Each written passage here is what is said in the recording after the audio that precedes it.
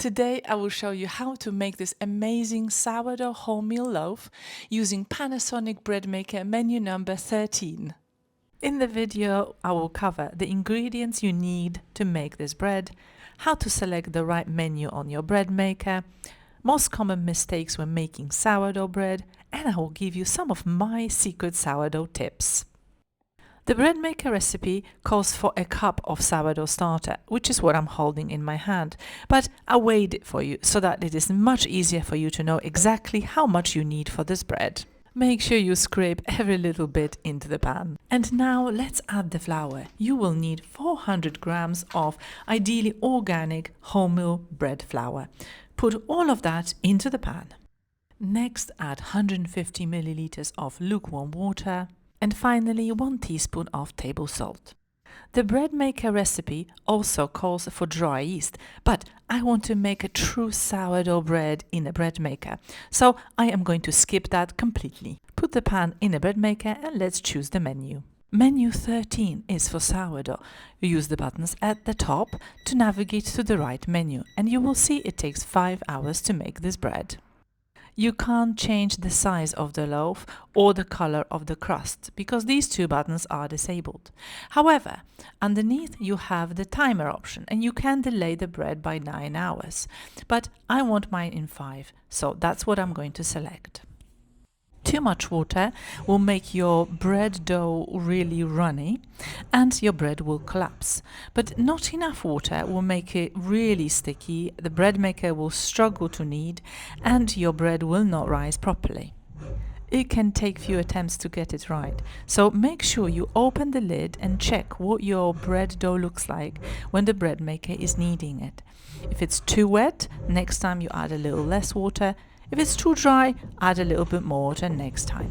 5 hours later and look at this beautiful sourdough bread. Make sure you use an oven glove so you don't burn your hand and shake it on a wire rack to fully cool down before you slice it. Here is one of my secret tips on sourdough bread.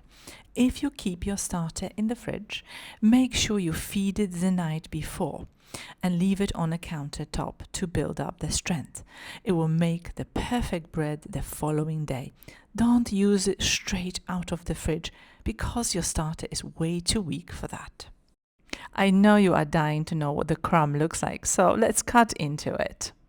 I am testing every single menu of this Panasonic bread maker. There are 32 menus in total, so there's plenty of videos to come. And so make sure you subscribe so you don't miss them. And also check out my bread diaries for videos I have already made.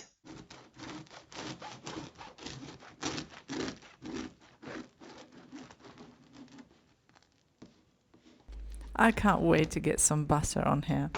Look at this crumb. The holes are lovely and even, and the bread itself has got a lovely spring to it. Some of you were complaining that in my previous video I added dry yeast to my white sourdough bread.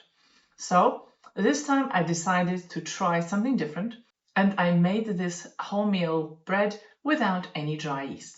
It is possible to make sourdough bread in a bread maker without adding any dry yeast. Let's do the taste test.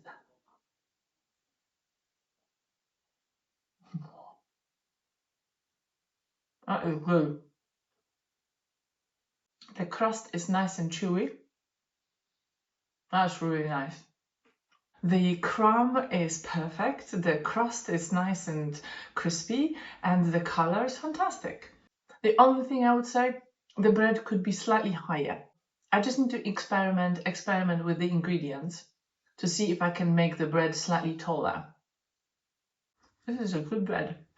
This was Beth from Crafty Veg. Thank you very much for watching and I'll see you in the next video.